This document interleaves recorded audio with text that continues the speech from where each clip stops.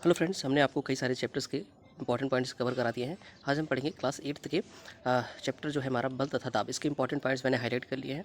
जिस तरीके से मैंने पिछली वीडियोस में आपको सारे चैप्टर्स कवर करा दिए थे पॉइंट्स को अच्छे से, तो इसमें भी मैंने इंपॉर्टेंट पॉइंट्स हाईलाइट कर लिए। यहाँ पर आप लोग अपना नोट्स अच्छे से बना सकते हैं और यहाँ से एग्जाम में क्वेश्चन पूछे जाते हैं। ठीक है, चाहे वो आपका टीचिंग एग्जाम हो, बिहार का BPSC हो या स्टेट हो, सीटेट हो, हर जगह यहाँ से क्वेश्चन पूछे जाते हैं। चलिए वीडियो को स्टार्ट करते हैं। चैनल को सब्सक्राइब कर दीजिएगा और वीडियोज़ को देखने के लिए आप हमारे चैनल की प्लेलिस्ट में जा करके देख सकते हैं। तो बेसिकली यहाँ पे देखिए, आज जो हमारा चैप्टर है वह है हमारा दाब। ठीक है, बल और दाब क्या होते हैं।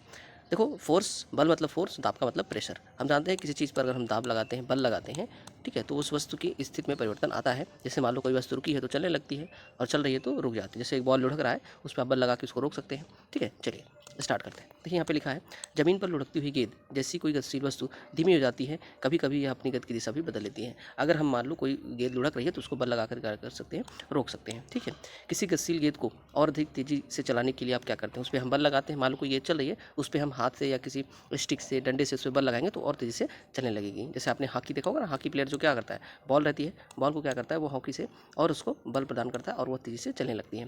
देखिए, हॉकी का खिलाड़ी हॉकी से प्रहार करके किसी गतिशील गेंद की दिशा बदल देता है। ठीक है, ये सब डेली लाइफ के एग्जाम्पल जो है हमने देखे हैं। ठीक है, आगे चलते हैं। देखो यहाँ पे जब किसी गेंद को धक्का देते हैं, फेंकते हैं, ठोकर मारते हैं, प्रहार करते हैं, तो वह उस पर हम बल लगाते हैं और बल लगाने से क्या होता है, वह चलने लगता है। अब देखिए यहाँ पे दो प्रकार के बल दिए हैं। एक बल है अपकर्षण और दूसरा क्या है, अब अपकर्षण या अभिकर्षण, या दोनों बल हो सकते हैं। अपकर्षण या अभिकर्षण दोनों हो सकते हैं। क्या होते हैं उनको समझेंगे। देखो, उठाना, खोलना, बंद करना, ठोकर मारना, हिट करना, प्रहार करना, धक्का देना, खींचना आदि ऐसी क्रियाएं हैं जो प्रायः कुछ कार्यों का वर्णन करती हैं। इसके लिए हमें बल का प्रयोग करते हैं। ठीक है, अब देखिए यहाँ पे नीचे, यहाँ पे देखिए, जैसे मान लो मेज़ पर रखी पुस्तक को गतिशील बनाने के लिए आप क्या करो, धक्का दोगे। ठीक है, उसे खींचते हैं और उठाते हैं।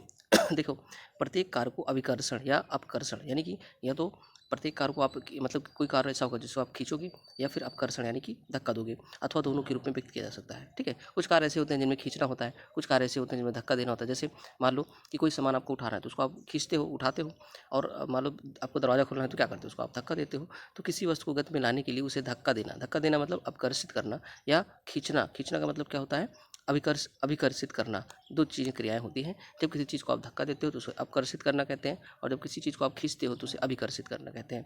विज्ञान में किसी वस्तु पर लगने वाले धक्के, अभिकर्षण या खिंचाव, अपकर्षण को बल कहते हैं। तो बल किसे कहते हैं, साइंस की दृष्टि से देखें तो साइंस में कि किसी भी वस्तु को धक्का देना यानी कि अभिकर्षण, या खींचना, अपकर्षण को हम बल कहते हैं। ठीक है,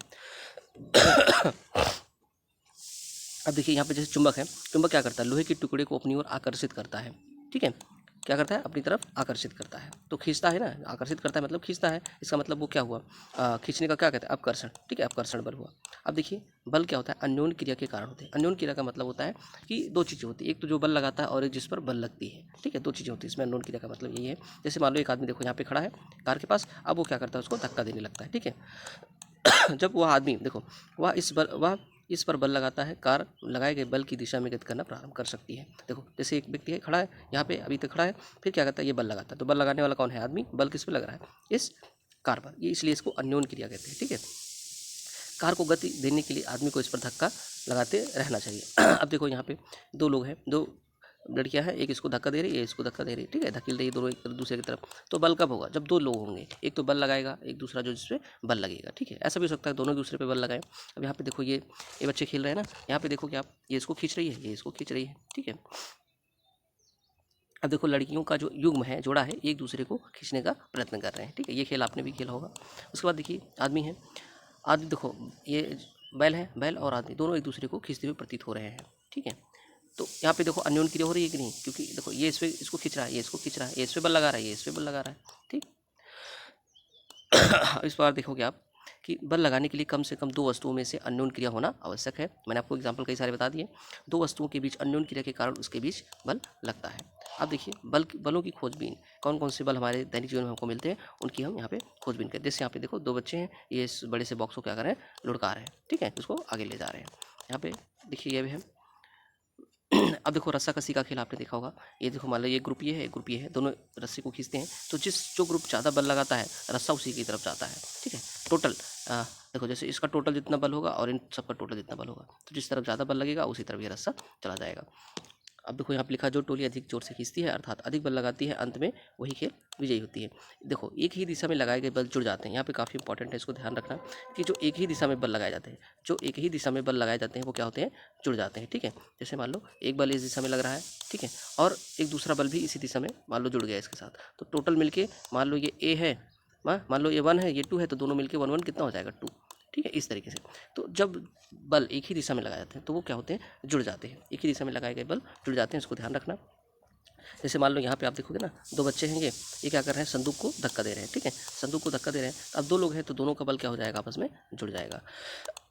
हाँ, अब देखिएगा, किसी वस्तु पर 2 बल विपरीत दिशा में कार्य करते हैं तो लगने वाला कुल नेट बल दोनों बलों के अंतर के बराबर होता है। जैसे मान लो विपरीत दिशा में एक बल इधर लग रहा है 2 का, मान लो 2 लग रहा है, और एक इसके विपरीत दिशा में इधर से लग रहा है बल। ठीक है, 1, ठीक, 2 इधर से लग रहा था और 1 इधर से लग रहा है। देखो ध्यान से मैं आपको बताता हूँ,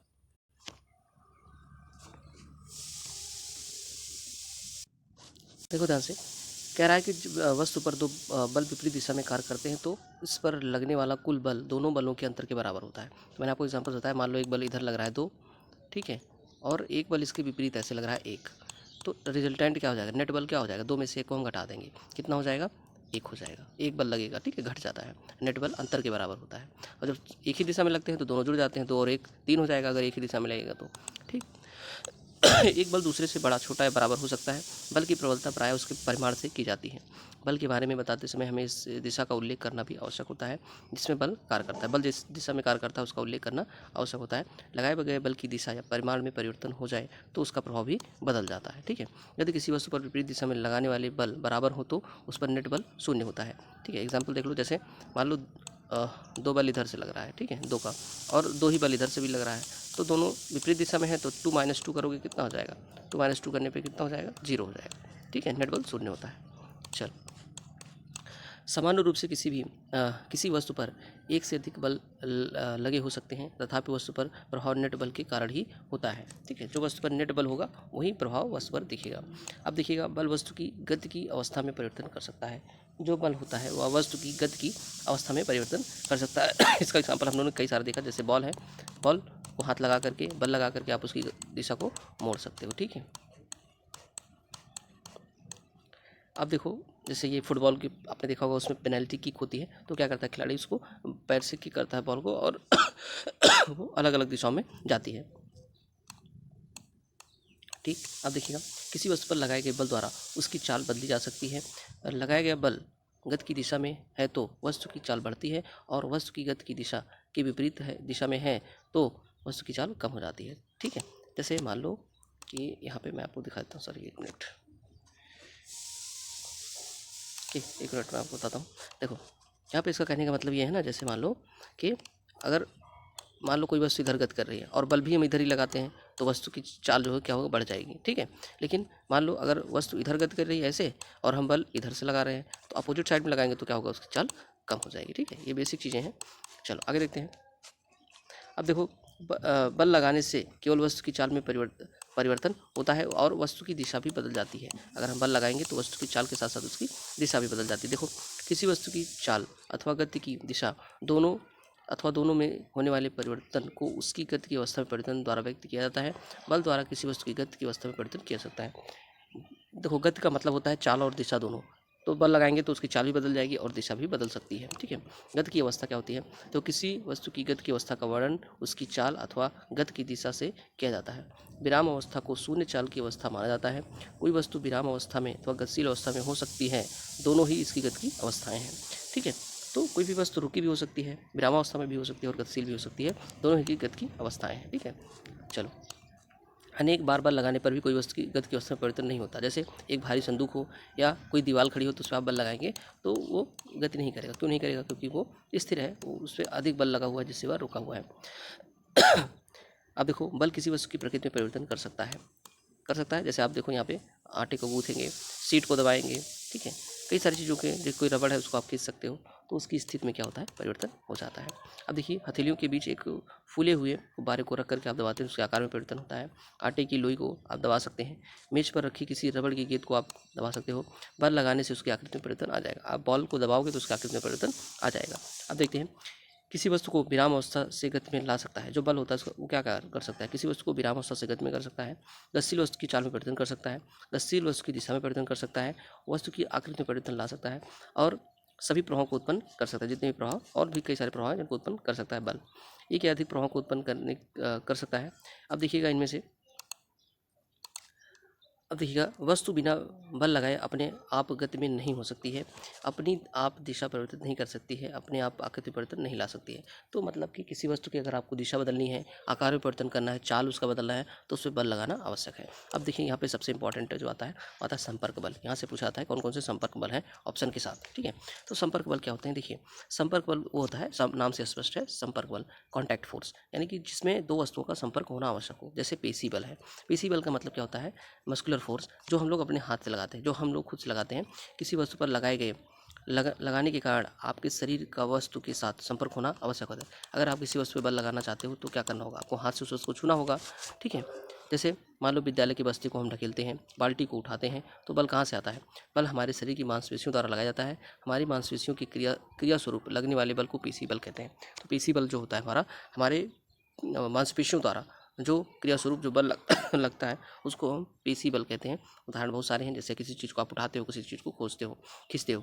ध्यान रखना कि जो पेशी बल होता है वो संपर्क बल होता है, क्योंकि जब तक आप हाथ से टच नहीं करोगे तब तक बल नहीं लगेगा। रस्से को भी खींचोगे तो हाथ से टच करना पड़ेगा। अब देखिएगा, अब देखिए यहाँ पे पशु भी अपने शारीरिक क्रियाकलापों तथा अन्य कार्यों को करने के लिए पेशी बल का उपयोग करे। जैसे पशु है, देखो ये गाड़ी खींच रहा है तो ये भी क्या कर रहा है, अपने पेशी बल का उपयोग कर रहा है, इसके मांसपेशियों के क्रिया स्वरूप इसमें बल लग रहा है, ठीक है। जैसे बैल, घोड़े, गधे, ऊंट जैसे पशु हमारे लिए विभिन्न कार्य करते हैं, वे पेशी बल का उपयोग करते हैं, ठीक है। देखिए पेशी बल तभी लगाया जा सकता है जब पेशियां किसी वस्तु के संपर्क में हो, इसलिए इसे संपर्क बल कहते हैं। याद रखना संपर्क बल क्या है, पेशी बल होता है। घर्षण बल अगला संपर्क बल है, याद रखना ऑप्शन के साथ ये पूछे जाते हैं। तो घर्षण बल जो होता है वो हमारा क्या होता है, पेशी बल होता है। घर्षण बल का मतलब क्या होता है, दो सतहों, जैसे मान लो ये फर्श है, फर्श पे एक बॉक्स रखा हुआ है, तो बॉक्स ऐसे रखा हुआ है ना फर्श पे, तो जो बॉक्स का निचला सतह है और फर्श के बीच क्या लगता है, घर्षण बल लगता है, फ्रिक्शनल फोर्स लगता है। अब देखिएगा जैसे मान लो कोई गेंद फर्श पे लुढ़क रही है, जमीन पे लुढ़क रही है, तो थोड़ी देर बाद रुक जाती है। क्यों रुक जाती है, क्योंकि गेंद और जमीन के बीच में क्या होता है, घर्षण बल लगता है, जो कि गति की विपरीत दिशा में लगता है। इसलिए क्या होता है, वो गेंद रुक जाती है। जैसे मान लो ये बॉल है, ठीक है, बॉल इधर जा रही है, ठीक, इधर की तरफ गति कर रही है, और यह जो जमीन है ना, जमीन पे और बॉल के बीच घर्षण बल जो लगेगा ना, वो विपरीत दिशा में इधर लगेगा, इधर की साइड। बॉल इधर जा रही है और बल इधर लगेगा, घर्षण बल, इसलिए बॉल धीरे धीरे क्या होती है, रुक जाती है। आगे चलते हैं। कोई बल लगता है प्रतीत नहीं होता, फिर भी उसकी चाल धीरे धीरे कम हो जाती है। घर्षण बल आपको दिखाई नहीं देगा, लेकिन वो धीरे धीरे उसकी गति को कम कर देगा। जैसे एक बार साइकिल चला के आप छोड़ दो, कुछ देर बाद वो रुक जाती है। क्यों रुक जाती है, क्योंकि पहिए और जमीन के बीच घर्षण बल लगता है, वो भी विपरीत दिशा में। साइकिल इधर जाएगी तो बल इधर लगेगा, ठीक है। देखिए वस्तुओं की गति की अवस्था में परिवर्तन का कारण घर्षण बल है। फर्श तथा गेंद की सतहों के बीच लगने वाला घर्षण बल ही गतिशील गेंद को विराम अवस्था में लाता है। इसी प्रकार पानी एवं नाव की सतहों के बीच घर्षण लगता है, जिसके कारण हमें नाव को क्या करना पड़ता है, खेना पड़ता है ना, नहीं तो नाव रुक जाती है। घर्षण बल गतिशील वस्तुओं पर लगते हैं और किसी दिशा सदैव गति की दिशा के विपरीत होती है। घर्षण बल दो सतहों के बीच संपर्क के कारण उत्पन्न होती है, इसलिए इसे संपर्क बल कहते हैं। जो फ्रिक्शनल फोर्स होता है, घर्षण बल जो होता है, वो दो सतहों के संपर्क में आने पर लगता है, इसलिए इसको संपर्क बल को बोलते हैं, ठीक है। आगे चलते हैं। अब देखिए यहाँ पे संपर्क बल के हमने दो एग्जाम्पल पढ़े, पहला पेशी बल हो गया, दूसरा घर्षण बल। अब हम असंपर्क बल पढ़ेंगे, जो कि है चुंबकीय बल। क्या है, चुंबकीय बल। देखो ये देखो चुंबक है, एक चुंबक जो है दूसरे चुंबक को बिना टच कराए भी खींच सकता है। आपने देखा होगा एग्जाम्पल, लोहे की कील हो या कोई चीज़ हो, चुंबक बिना उसको टच कराए दूर से ही खींच लेता है। तो इसको संपर्क में नहीं आया, इसलिए इसको क्या बोलते हैं, असंपर्क बल बोलते हैं। क्या बोलते हैं, असंपर्क बल। देखिए यहाँ पे असंपर्क बल बोलते हैं। इसका पहला उदाहरण क्या है, चुंबकीय बल। इसको नोट कर लीजिएगा एग्जाम्पल के साथ, यहाँ पे एग्जाम में पूछता है, ठीक है। देखो अगर मान लो एक चुंबक को दूसरे चुंबक के पास ले जाते हो तो बिना टच कराए क्या करता है, उसको आकर्षित करता है, तो प्रतिकर्षित करता है बिना टच कराए। जब संपर्क नहीं हुआ तो इसलिए इसको असंपर्क बल बोलते हैं। वस्तुओं के बीच आकर्षण और प्रतिकर्षण होता है, इसको मैंने आपको बता ही दिया। अब देखते हैं, देखो एक चुंबक दूसरे चुंबक को बगैर संपर्क में आए ही बल लगा सकता है, इसलिए चुंबक द्वारा लगाए गए बल को असंपर्क बल कहा जाता है। स्थिर वैद्युत बल। स्थिर वैद्युत बल क्या होता है, इलेक्ट्रोस्टैटिक फोर्स। स्थिर वैद्युत बल भी देखो क्या होता है, बिना उसमें बल लगाए वो क्या कर सकता है, बिना संपर्क में लाए एक दूसरे को आवेशित कर सकता है। देखो मान लो एक आवेशित वस्तु द्वारा किसी दूसरी आवेशित अथवा अनावेशित वस्तु पर लगाए गए स्थिर वैद्युत बल जो बल होता है उसको हम क्या बोलते हैं, स्थिर वैद्युत बल होते हैं। एक आवेशित वस्तु द्वारा किसी दूसरी आवेशित अथवा अनावेशित वस्तु पर लगाए गए बल को हम स्थिर वैद्युत बल बोलते हैं। वस्तुओं के संपर्क में न होने पर भी यह बल कार्य करता है, इसलिए स्थिर वैद्युत बल असंपर्क बल होता है। देखो यहाँ पे जैसे आपने देखा होगा एग्जाम्पल, जब हम कंघी को बालों में रगड़ करके छोटे छोटे कागज़ के पास ले जाते हैं तो कागज़ क्या होते हैं, आकर्षित होते हैं ना, तो बल लगाता है, बिना संपर्क में आए ही वो क्या करता है, बल लगाता है। ठीक है, चलो आगे चलते हैं। अगला बल हमारा है असंपर्क बल में हमने दो पढ़ लिए। पहला तो स्थिर वैद्युत और चुंबकीय बल और स्थिर वैद्युत, दो बल हो गए। तीसरा है गुरुत्वाकर्षण बल। देखो जब भी कोई भी चीज़ मान लो पेड़ से फल टूटते हैं तो कहाँ गिरते हैं, ज़मीन पर गिरते हैं। कोई चीज़ हाथ से छूटती है तो कहाँ गिरती है, ज़मीन पर गिरती है। तो यही बात है कि सारी चीज़ें जो है ज़मीन की तरफ क्यों आती है, क्योंकि जो हमारी पृथ्वी है ना, देखो वस्तुएं पृथ्वी की ओर गिरती इसलिए गिरती हैं क्योंकि यह अपनी ओर उसे आकर्षित करता है। हमें दिखाई नहीं देता बल, लेकिन बल वो उस पर लगता है और इस बल को गुरुत्व बल या केवल गुरुत्व कहते हैं। ठीक है, तो पृथ्वी द्वारा जो किसी वस्तु पर बल लगाते हैं उसको हम क्या बोलते हैं, गुरुत्व बल अथवा गुरुत्व बोलते हैं। एक आकर्षण बल है और गुरुत्व बल प्रत्येक वस्तु पर लगता है। गुरुत्व बल हम सभी जो है डेली लाइफ में इसको देखते हैं। ठीक है, तो पृथ्वी द्वारा जो बल लगाया जाता है उसको क्या बोलते हैं, गुरुत्व बल बोलते हैं। गुरुत्व बल के कारण ही नदियों में पानी नीचे की ओर बहता है।